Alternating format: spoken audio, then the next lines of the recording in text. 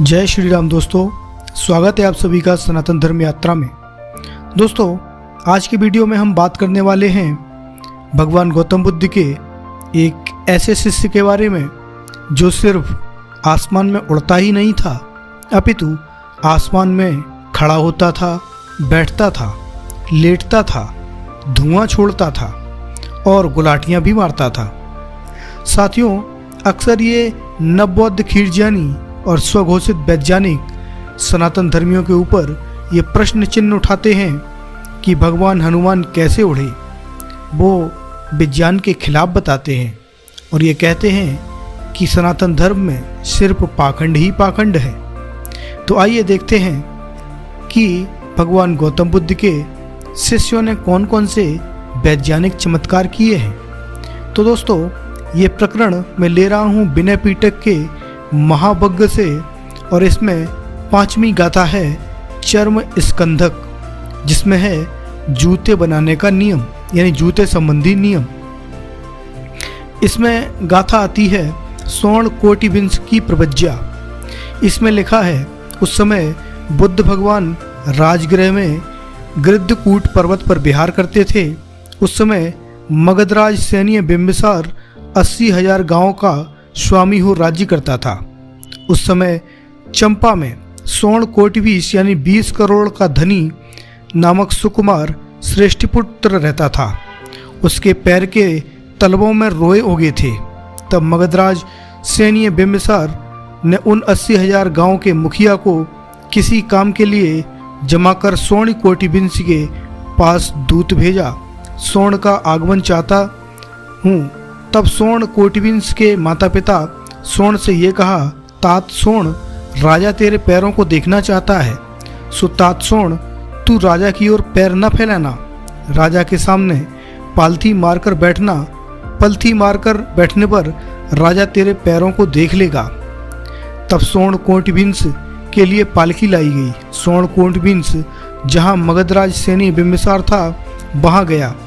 जाकर मगधराज सैन्य बिंबिसार को प्रणाम कर पलथी मारकर बैठा। मगधराज सैन्य बिंबिसार स्वर्ण कोटिविंश के पैर के तलवों में उत्पन्न रोगों को देखा।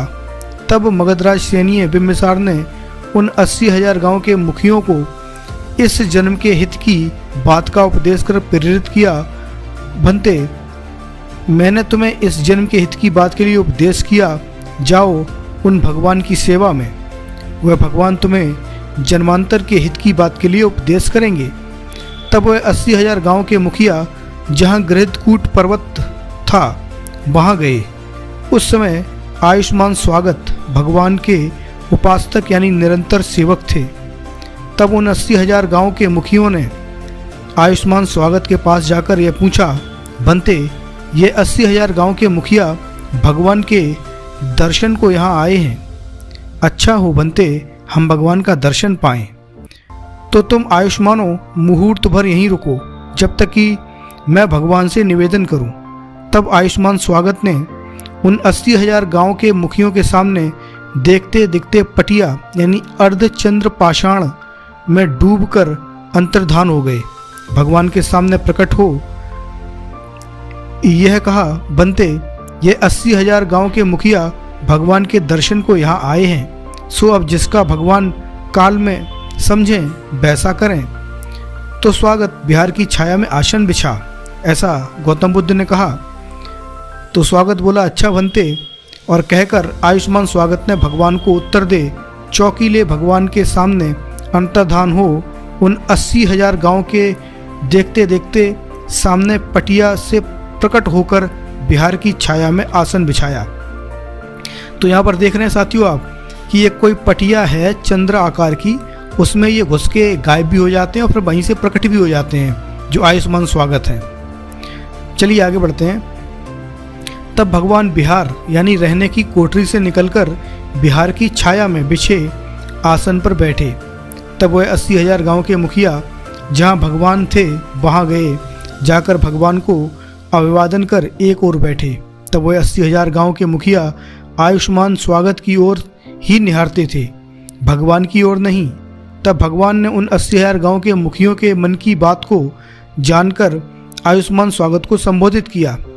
तो स्वागत और भी प्रसन्नता लिए तू दिव्य शक्ति सिद्धि प्रातिहार्य यानी रिद्धियों का दिखाने को दिखा। यानी कि यहाँ पर भगवान जो है वो आयुष्मान स्वागत से कह रहे हैं कि तू अपनी रिद्धि सिद्धियों को दिखा। तो वो कहता है कि अच्छा बनते, और इतना कहकर आयुष्मान स्वागत भगवान को उत्तर दे आकाश में जाकर टहलते भी थे, खड़े भी होते थे, बैठते भी थे, लेटते भी थे, धुआं भी देते थे, प्रज्वलित भी होते थे, अंतर्धान भी होते थे। तब आयुष्मान स्वागत ने आकाश में अनेक प्रकार की दिव्य शक्ति रिद्धि प्रतिहार्य को दिखा। भगवान के पैरों में सिर से वंदना कर भगवान से कहा, बनते भगवान मेरे शास्ता हैं, गुरु हैं और मैं धावक शिष्य हूँ। बनते भगवान मेरे शास्ता हैं और मैं धावक हूँ। बनते भगवान मेरे शास्ता हैं और मैं धावक हूँ। तब उन 80,000 गाँव के मुखियों ने आश्चर्य है, अद्भुत है, जो कि शिष्य ऐसा दिव्य शक्तिधारी है, ऐसा महारिद्धि वाला है, अहो शास्ता कैसे होंगे, यह कहकर भगवान की ओर ही निहारते, आयुष्मान स्वागत की ओर नहीं। तो साथियों, आपने यहाँ पर देखा कि ये जो आयुष्मान स्वागत है ये एक तो पटिया से गायब भी हो जाता है और पटिया से प्रकट भी हो जाता है। साथ ही ये आसमान में टहलता भी है, करतब भी करता है, बैठता भी है, खड़ा भी होता है, धुआं भी छोड़ता है, जलने भी लगता है। ये कौन सी वैज्ञानिकता है? इस पर प्रश्न चिन्ह क्यों नहीं उठाते ये नवबौद्ध स्वघोषित वैज्ञानिक खीरजानी?